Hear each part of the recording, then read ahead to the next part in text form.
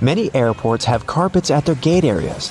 This nicety usually comes with a few other perks: lower ceilings, comfortable seats, and pleasant natural lighting. All this costs more for airports, and carpets are not so easy to clean as hard floors are, but they create a cozy feeling for passengers waiting for their flight, making them more relaxed. Still, it isn't a gesture of goodwill on the part of airports. According to social research, calm passengers are about 7 to 10% more likely to go window shopping and actually buy something in the lounge area or duty-free zone. So, by investing in the passenger's comfort, airports actually increase their own income. If you ever wanted to know what happened to your baggage while you're on board a plane, the short answer is that airport staff don't actually know once it leaves their territory, and they probably really don't care. Sorry.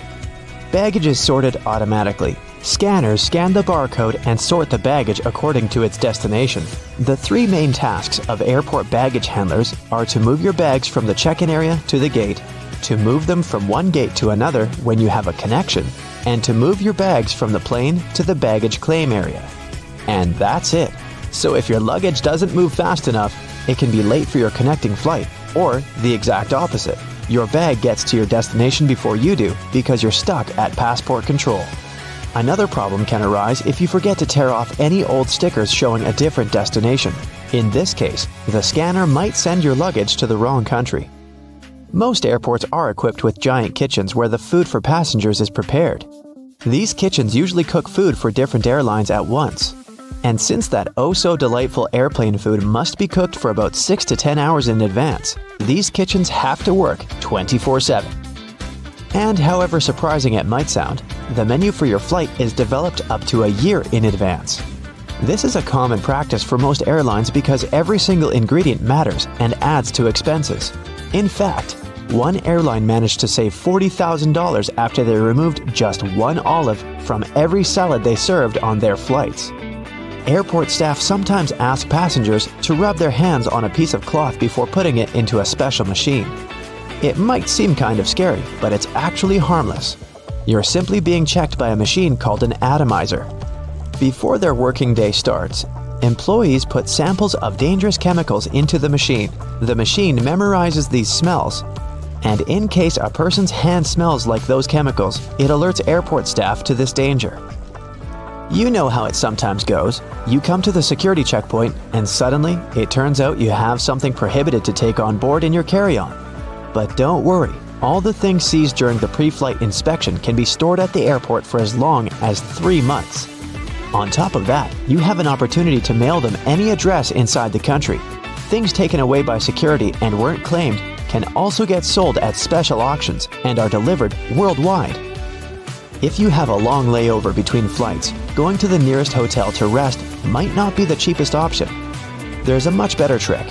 Check if the airport or airline sells 24-hour access to the VIP lounge zone. In most cases, you can have free snacks and drinks there and use free shower cabins and rooms for rest at a very affordable price. In multi-terminal airports, search for underground passageways connecting terminals that most people might not know about. For example, at Frankfurt Airport in Germany, there's a walking tunnel between Terminal 1 and Terminal 2 that's mostly used by employees since passengers are simply unaware of its existence. There's an actual term for the first 60 minutes after you clear check-in. The golden hour. It's the time that passengers statistically spend more money in retail and duty-free areas of the airport. And having the most comfortable seats in those areas right in front of the shops is a clever trick to lure you in for shopping. Let's admit, sitting in front of a comfy chair while looking at a flashy sign or shopping window can be tempting, and that's exactly what the airports want you to feel. If your flight is overbooked and you can't fly at the designated time, don't hurry to accept the first voucher you're offered as an apology. Normally, airlines keep raising the stakes until they have enough volunteers to give up their flight seats. And if they don't and you've been bumped in voluntarily, you can insist on a cash refund instead. Depending on your ticket price and the time of your delay, you might be entitled to as much as $1,300. Most airports have specific experts called profilers. These people practice what's called SPOT, or the screening passengers by observation technique.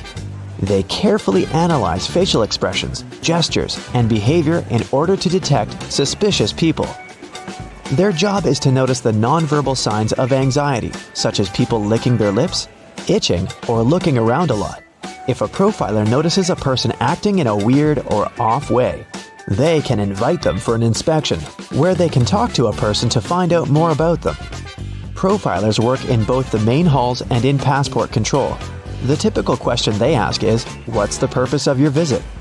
Then they check the person's reaction to this inquiry. No matter how reserved a passenger is, if they have something to hide, TSA officers will find out, thanks to the tiniest cues in people's behavior. Before your luggage even gets on the plane, it goes through 5 security levels, and one of them, besides scanning the contents, includes being checked by a special dog that can sniff out dangerous chemicals. It's a well-known fact that a dog's nose is much stronger than that of any human. In fact, dogs distinguish smells from 10,000 to 100,000 times better than people do. No wonder airports take advantage of this super sense for security and regularly use these sniffer dogs to detect suspicious substances. What's really cool is that you can't even distinguish a detection dog from its civilian siblings. Unlike police dogs, the ones working at airports aren't trained to frighten or intimidate people. The most popular sniffer breeds are Golden Retrievers, Labs, and German short-haired pointers.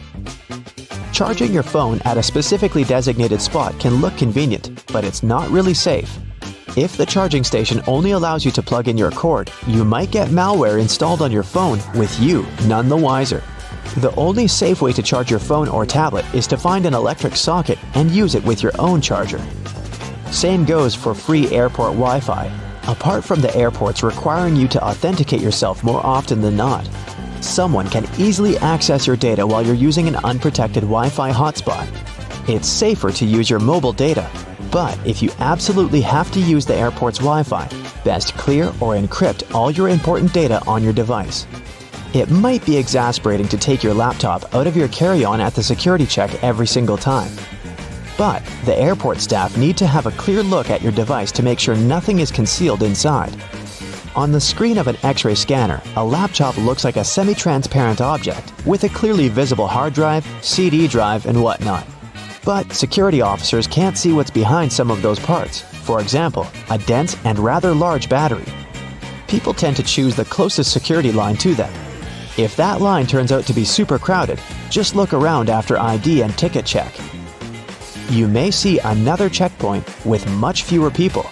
Some checkpoints at the airport are situated at the far edges of the terminal, and that's why passengers fail to notice them. Applying for a TSA pre-check can be a great time saver for traveling in and out of the US. Being a member of this program has some great perks. First, getting through security and passport control happens faster. If you're a pre-check traveler, you won't have to take off your shoes or remove your belt, and forget about placing your stuff like liquids and laptops in special bins. If you aren't flying to or from the US, then you can look up similar services available in your country. If you're flying economy class but don't like it, who does? Check in online and check out the seating options about 4 days before your flight. It's about that time that airlines typically start upgrading seats, and you might get an upgrade to business class for a small fee or even sometimes for free. You can also ask for an upgrade when you're already at the airport. Most people forget about this opportunity or simply don't care, so you might just get lucky. Airports are some of the most visited and, at the same time, mysterious places out there. So, let's see what's going on behind the scenes and what secrets airports hide. At some airports, there are special people called profilers. Such people bring to life a special program called SPOT, Screening Passengers by Observation Technique. They analyze your mimics, gestures, and behavior in order to detect suspicious people. Their job is to notice nonverbal signs of anxiety, people licking their lips, itching, or looking around a lot. If a profiler notices a person acting in an unusual way, they can invite them for an inspection. There, they talk to this person, trying to find out more about them and confirm, or not, their suspicions. Airport agents might also be watching you all the way from the security check to your gate. Some airports have facial recognition scanners that can easily track you. They're equipped with special software that compares passengers' faces with their IDs. Keep in mind that if you don't charge your laptop before the flight, it may be confiscated. It's not uncommon for an airport security officer to ask you to power your device up. If you fail to do it, your gadget can be taken away for an additional check. For safety reasons, it's crucial to make sure that it hasn't been tampered with or modified in a way that can cause harm during the flight. Packing an electric brush in your check-in luggage may land you in trouble. Brushes produced by some brands have lithium batteries inside, and those can potentially lead to serious problems in the air. That's why leaving your electric brush in your checked suitcase isn't an option. But you're allowed to store them in your carry-on bag. At the same time, if your device runs on AA batteries, you can put it wherever you want. Anyone who's ever traveled by plane knows about the no liquids rule, but not everybody knows that this rule also applies to peanut butter, toothpaste, creams, lotions, liquid makeup, lava lamps, snow globes, some kinds of medications, deodorant, and even gel shoe inserts. Now, let's go outside for a while and look at those landing spots. Airports charge airline companies huge fees for landing on their runways on certain days and at particular times. But the most interesting thing is that the landing spots can be bought and sold. For example, in 2016, Oman Air paid Air France around $75 million for one early morning arrival slot at London Heathrow Airport. You must have noticed that airfare has increased over the past decade. That's because of the extremely high prices of landing slots. Dispatchers don't only control the planes in the sky, as you can often see in the movies, but they also look after their movements on the ground. They also control the lighting on the runways. There's 3 types of air traffic controllers: en route, terminal, and tower. Each of these dispatchers has their own area of responsibility. One dispatcher has about 5 monitors, and the information on them is constantly changing since the monitors show weather conditions and information about other planes. You know how it sometimes goes. You come to a security checkpoint, and all of a sudden, it turns out you have something prohibited in your carry-on. But worry not, you still have a chance to save your favorite penknife.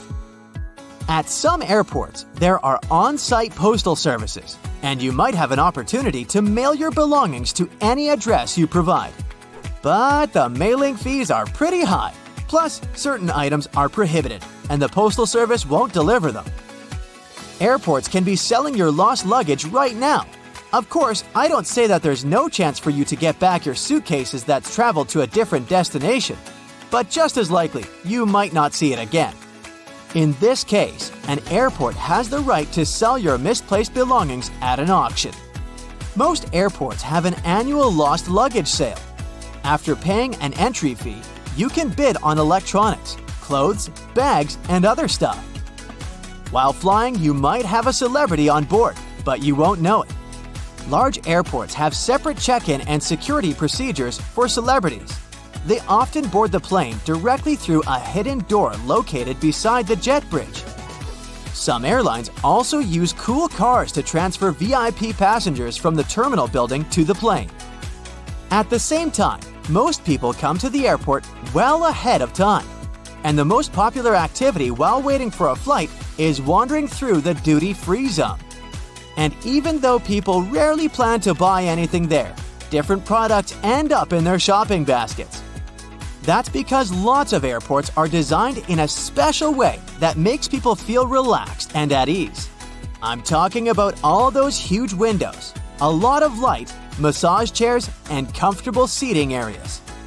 And statistically, calm passengers are 10% more likely to spend money on retail, duty-free, and food. Designers put a lot of thought into airport layouts. It helps to ensure the smooth flow of travelers.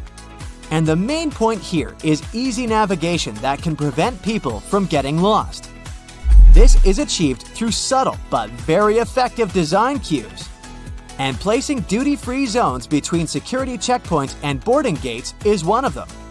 They supposedly help you relax after clearing security and lead you where you need to go. But speaking of food, a celebrity chef restaurant at the airport might not be as good as it would be if you were visiting the real thing. Not chefs themselves, but special restaurant companies are responsible for airport outlets. One of the reasons is the extremely strict security that surrounds airport deliveries, including food. You may still have a nice meal, but it won't be the same. Now, I'll tell you about one more way airports manipulate you into spending your money. They make you walk through the shiny duty-free stores straight after the security check. But the most curious thing is that the walkway through such stores usually veers to the left.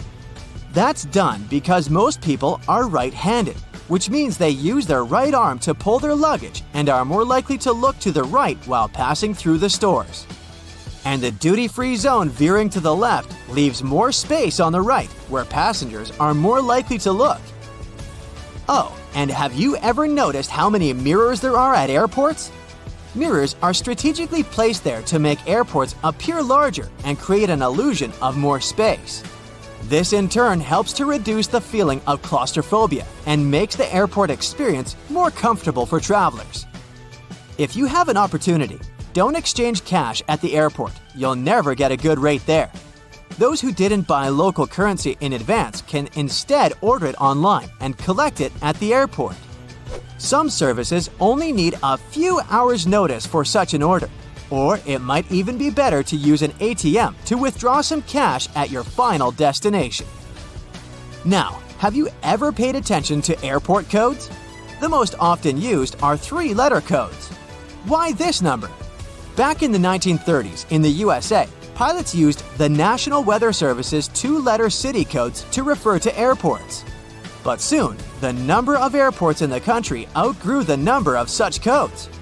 That's why airlines expanded this system by adding the 3rd letter. It was usually X. That's how LA, Los Angeles, turned into LAX. But even though there shouldn't be 2 airports with the same code, some of these codes sound so similar you could easily mistake one for the other. For example, look at this airport with the code CGP in Bangladesh. And here we have CPG. It's the code of an airport in Argentina. It's dangerously easy to fly to the wrong place, so pay attention.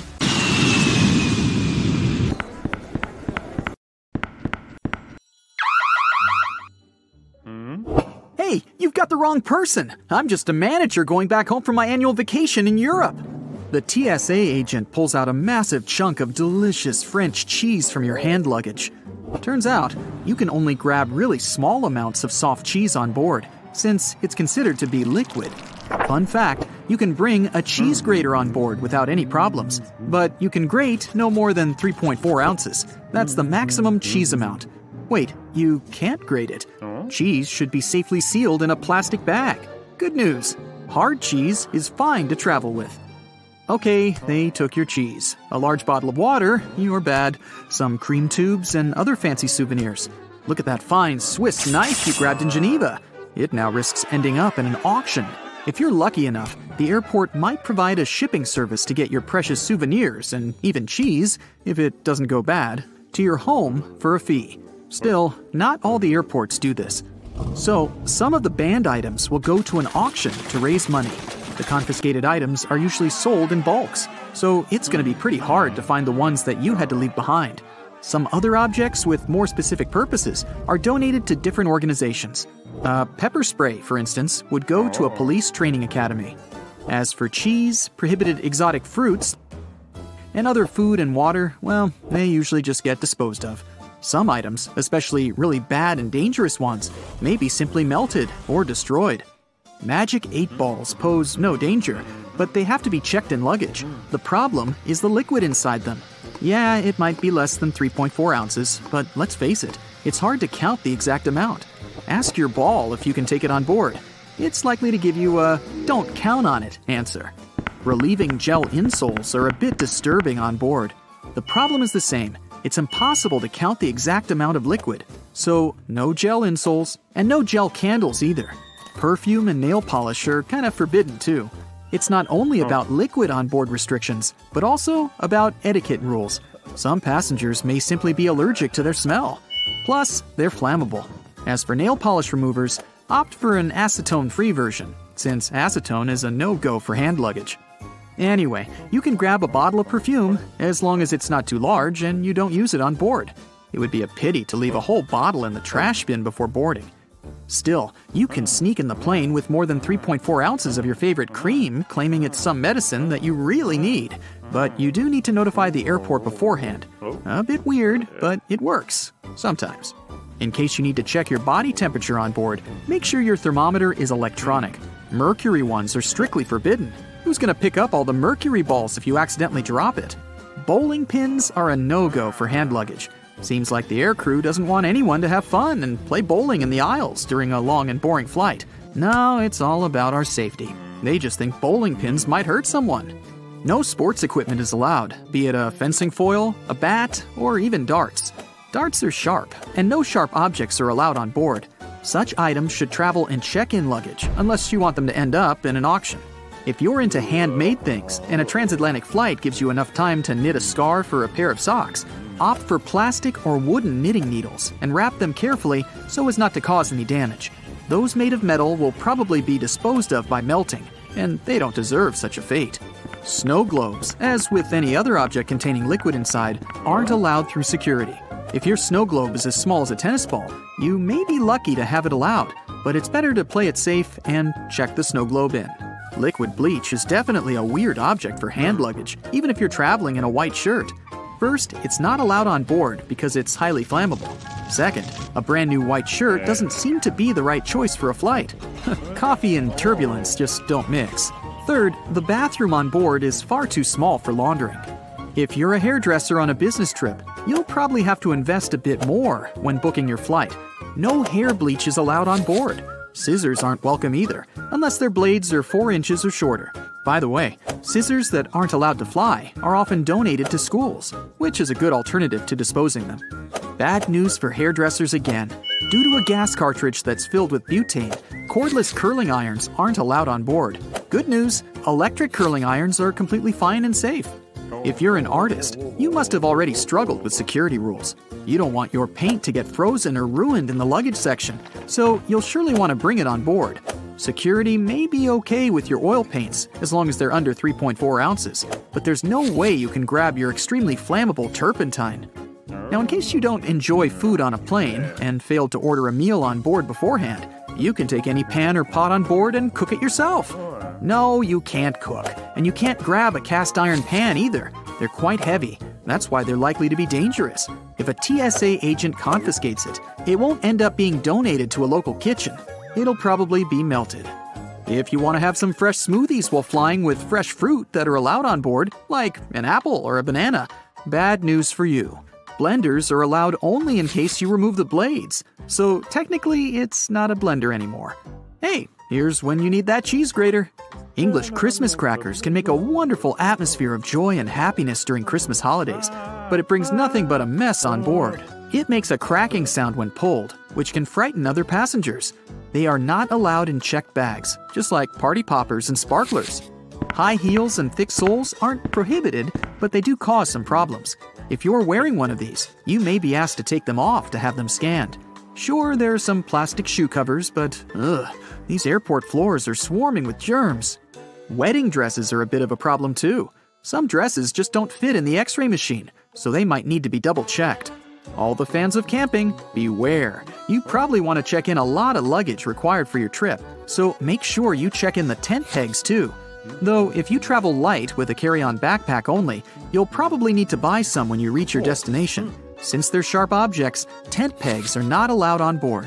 It's hard to imagine anyone having a drill inside their 5-pound carry-on luggage. But anyways, these are not allowed. So if you're a creative person who wants to bring a drill home as a vacation souvenir because magnets are lame, you'll have to check it in. If you want to sneak in a plane with a dry ice DIY fridge, you're almost sure to fail. It's flammable, so safety regulations definitely prohibit it on board. You can bring up to 5.5 pounds of dry ice, but airline permission is required. Anything with an uncovered blade is not allowed through security. Instead, a disposable razor or cartridge blades can be taken on board. Box cutters and knives, with a teeny tiny exception of a smooth butter knife, should be in checked luggage. Soap bars are allowed on board, but don't panic if a TSA agent wants to double-check your bag after scanning it. It just may look a bit odd on the screen and mislead them. Liquid soap, instead, follows the universal liquid rule. Rules for batteries may vary. Spillable batteries are allowed neither in carry-on nor in checked luggage. And lithium batteries also can't be carried on board, only because if damaged, they can cause a fire. Okay, you travel with your Mr. Scratchy, and yes, a laser pointer is your furry friend's favorite toy. But you gotta make do without it this time, buddy. Laser pointers are not allowed in carry-on nor in checked luggage. A walking stick can be used as a mobility device and then let on board. But surprisingly, TSA may prohibit this item sometimes. Play it safe and notify your airline in advance. Bon voyage! Now, flying has long become routine for many people. But even frequent flyers sometimes don't know about things you should never do on a plane. Ooh. No bare feet on a plane. It's one of the biggest no-nos of air travel. Even if we omit the topic of unpleasant odors. The airplane floor is extremely filthy. People with contagious foot problems might have been walking the aisles barefoot before you. There's likely to be a lot of dirt left after previous passengers. And don't even get me started on the floor in the lavatories. Ew. If your feet need some freedom, take off your shoes, but at least wear your socks, or bring along a pair of light slippers. Keep in mind that the pressurized air in the passenger cabin is just as dry as it is in the Sahara Desert, with only about 20% humidity. That's why your skin may feel discomfort after a flight. But wouldn't it make more sense to install several humidifiers that could add some moisture? But this extra load would cost airlines lots of money. Plus, the plane's airframe is mostly made of aluminum and other metals, and humid air could lead to corrosion. So, don't forget to bring a moisturizer and use it during the flight. Always secure your tray table as soon as the plane starts moving on the tarmac, and never lower it during the takeoff and landing. It's a security measure, which ensures that you and the other passengers will have a clear pathway in case of an emergency evacuation. Also, keep your seat in an upright position during takeoff and landing. First of all, a reclined seat can seriously slow down an emergency evacuation, since it will block a person sitting behind. What's more, the more backward you're leaning, the harder it is to get into the brace position during an emergency landing. Now try to avoid snoozing during or right after takeoff and landing. For one thing, it's not the best thing for your health. The main problem is that the air pressure inside the cabin changes very quickly during these phases of the flight. This, in turn, affects the air pressure in your ears. It's important to be alert during this time to relax and open up your ears, for example by yawning or swallowing frequency. Chewing gum works for me. If you're sleeping, you can't do this, which can lead to permanent damage. And of course, there's a safety issue. Most accidents happen during takeoff and landing. If you're sleeping during these stages, you might not be alert and conscious enough if an emergency happens. Now, this next recommendation comes from the EPA, the Environmental Protection Agency. According to them, you might want to skip on hot drinks on a plane. The water used to make tea or coffee doesn't come from bottles, it's regular tap water. And water tanks on airplanes are often old and full of bacteria. In 2004, there was a study which found that more than 12% of water samples contained harmful bacteria. But if you still decide to have a cup of hot beverage on a plane, never pour coffee or tea on your own. Flight attendants are trained to handle this task in crowded aisles of a moving airplane and won't accidentally burn you or other passengers. Now, it's probably better if you don't order Coke on a plane. The cabin pressure, so low up in the air, causes a lot of foam. For apparent reasons, flight attendants don't want to serve you a cup filled with froth. That's why they'll fill only half the cup, then wait for the bubbles to settle, and then finish pouring. That can take ages. Keep your air vent open. This way you'll minimize the spread of germs. Planes have high-quality air filters. They'll catch up to 99% of all airborne germs, so you should be safe there. But make sure to wipe that tray table. With 8 times more bacteria than the toilet flush button, it's the dirtiest place on board. Another thing you should avoid is leaning your head on the window if you have a window seat. You never know who occupied your seat before you, and, in any case, the glass is likely to be covered with germs. Say no to backless sandals and high heels on a flight. I do. There are very serious safety reasons for such a request. The first is that both these types of footwear make it very difficult to evacuate the aircraft fast. If you wear high heels, you will anyway have to leave them behind in case the crew is using emergency slides during an evacuation. The heels are very likely to damage the slide, so off they go. Now ask yourself, do you really fancy running away from the airplane barefoot? I'll answer that for you. Nope. Instead, wear sturdy shoes with a solid sole. In this case, you won't find yourself standing on the hot tarmac or in the weeds without any footwear at all. Don't stuff heavy objects into overhead compartments. Your things may not stay inside during severe turbulence, and while falling out, they will injure you and other passengers. Ow! That's why, if it feels difficult to lift something into the overhead compartment, better put it under the seat in front of you or elsewhere. Now, don't blame the pilots for the hard landing. When you experience it in bad weather, it might be intentional. If the runway is covered with water or snow, the plane has to touch down hard in order to break the water layer and prevent aquaplaning. Otherwise, the water can perform the role of a lubricant, and the plane won't be able to brake or respond to any control. Deploying an emergency slide when there's no emergency is a very bad idea. It can cause hour-long delays and cost airlines thousands of dollars to pack the undamaged slide back into its container. Why would someone do it? Apparently, some think it'll help them get off the plane faster. Well, they're an idiot. Don't be one yourself. Just keep in mind that it doesn't work this way. Don't ignore the instructions of the cabin crew to open window shades during takeoff and landing. This way, flight attendants can see what's happening outside, assess the situation, and act fast, organizing the evacuation. For example, if there's a fire outside one exit, they will redirect passengers toward another door. Avoid carrying spray deodorants or shaving cream in your carry-on baggage. Both these things tend to explode mid-flight and therefore aren't allowed on board the airplane. A much better idea is to choose stick deodorants. You also mustn't keep power banks in your checked luggage, and if you want to bring one on board, its capacity shouldn't be more than 20,000 milliamps. Besides, you shouldn't use them during the flight since they might catch fire. In general, lithium batteries are safe to use, but since they're high energy, they can catch fire if they're not treated with care, misused, or if there's a manufacturing fault. Such batteries have been the cause of quite a few fires on board airplanes, as well as during ground handling. Do not worry about airport scanners, they won't harm your health. Otherwise, airport employees wouldn't be able to stay near them without special clothing. Even when you're passing by a baggage scanner, the risk is minimal. And the last one, don't act like a jerk on board. Behave yourself. I know you will. Also, never try to land a plane on your own. Nah, don't laugh, I'm not kidding. In movies, they often show us that something happens to the pilots and they can't land the plane. And that's when the main character, a very skillful person, starts their game.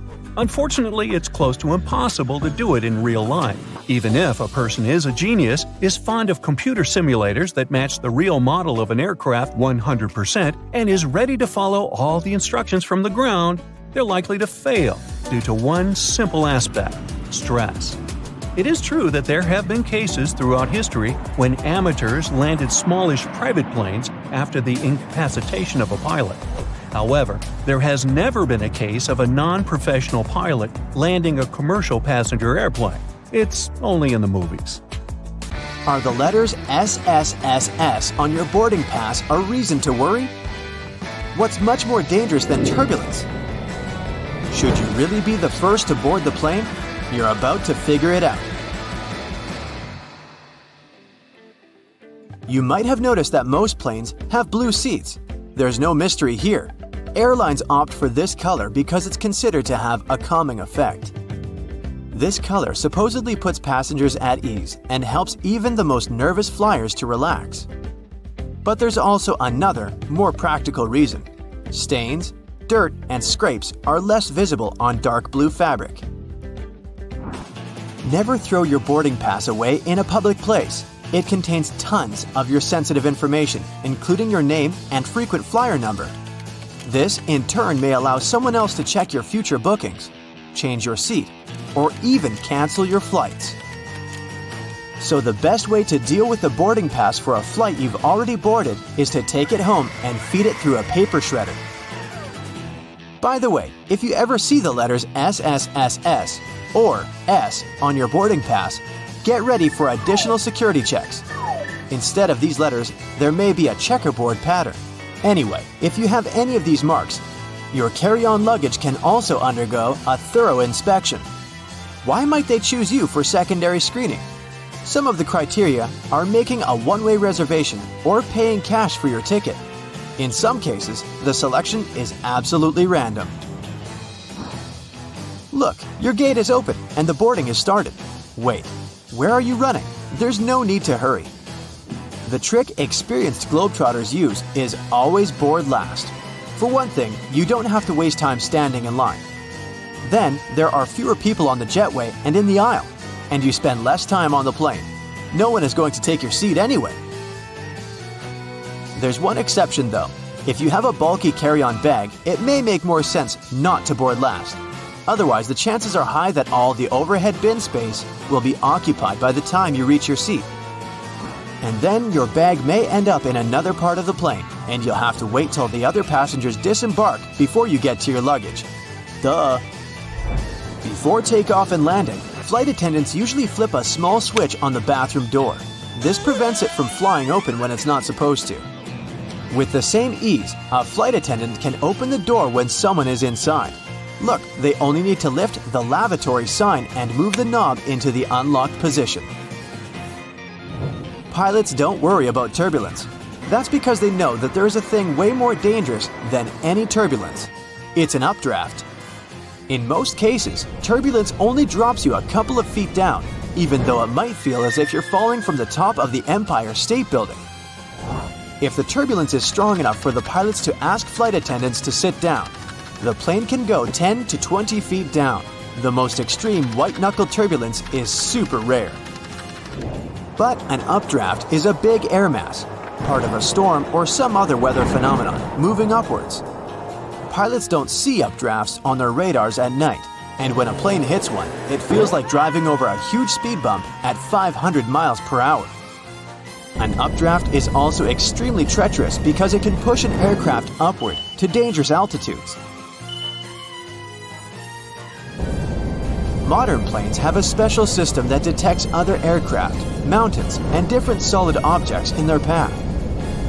10 miles away from another plane, and a voice in the cockpit starts chanting, "Traffic, traffic." 5 miles closer, and the same voice begins to give pilots the directions. Airplanes can operate with one engine, even during takeoff and landing. Both engines failing simultaneously is almost unheard of, but even then, a plane wouldn't drop from the sky like a rock. Pilots would have up to 20 minutes to find a suitable place to land. The way the cabin is pressurized has a great effect on your taste buds. You lose up to 30% of your ability to taste sweet and salty things. In other words, it's not that airplane food isn't tasty, you just don't feel its flavor. That's also the main reason why airline catering companies add extra salt and spices to the dishes they cook. But you know what may help you? Noise-canceling earphones. For some reason, that probably has a scientific explanation. Cutting off all that noise around can help your taste buds. Each of those dings you hear during the flight has its own meaning. In most airlines, a boing soon after takeoff indicates that the landing gear is getting retracted. 3 dings in a row means more urgency than just one. A high-low ringtone informs crew members that their colleague needs them in another part of the plane. 3 low chimes means some serious turbulence ahead. Crew members are supposed to put away meal carts, take their seats, and fasten their seatbelts. If you're a nervous flyer, pick a seat in the middle of the cabin. Turbulence mostly affects the front and rear parts of the cabin. The middle section, which is over the wings, doesn't shake so much. Pilots and co-pilots eat different meals. The reason for this precaution is very simple. Imagine both pilots having the same dish and getting food poisoning. In this case, neither of them will be able to control the plane. If they still want to have the same dish and won't agree to have anything else, there's a safety net. Pilots don't have their meals at the same time. If one pilot ate the dish and still feels okay several hours later, the other pilot can brave their meal as well. What would you say when asked about the filthiest place on a plane? Nope, that's not the toilet seat. It's not even in the bathroom. Flight attendants warn that you should be particularly careful with headrests, seat pockets, tray tables, and seat belts. Experiments have shown that 1/3 of all seat belts have yeast and mold on them. Most tray tables are covered with bacteria. Seat pockets are extremely filthy too, but headrests are the dirtiest of them all. In most cases, flight attendants don't have enough time to change or disinfect them in between flights. If your captain announces they're finishing some paperwork, it means they're busy revising the flight itinerary or waiting for the ground staff to prepare the flight logbook. That's a journal that contains the official record of a journey.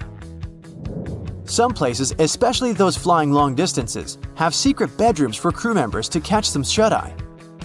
These bedrooms, called crew rest compartments, are located either at the back of the plane or behind the cockpit.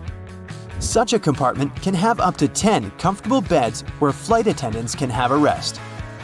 Plane windows are made of super strong plexiglass that can easily cope with high speeds. And the window panes are shaped in a special way so that the high pressure inside the cabin pushes them against the aircraft body. In other words, plane windows are very unlikely to get broken. Once upon a time, plane windows were square, but the pressure built up in the corners of such windows, making them ultimate weak spots. This means that each square window had 4 weak spots. This made them likely to crash under the enormous stress of high altitudes. Luckily, making airplane windows curved solved this problem once and forever. Such a shape distributes the pressure and reduces the likelihood of cracks or any other damage. Planes regularly get struck by lightning, at least once a year or once per 1,000 hours of flight time. These days, it's totally safe. The electric charge simply runs through the aircraft's aluminum shell. It doesn't cause the plane any damage. But did you know that airplanes not only get hit by lightning, but they also trigger it? When an aircraft is flying through a cloud, the friction between its fuselage and the air creates static electricity. Sometimes it can cause lightning.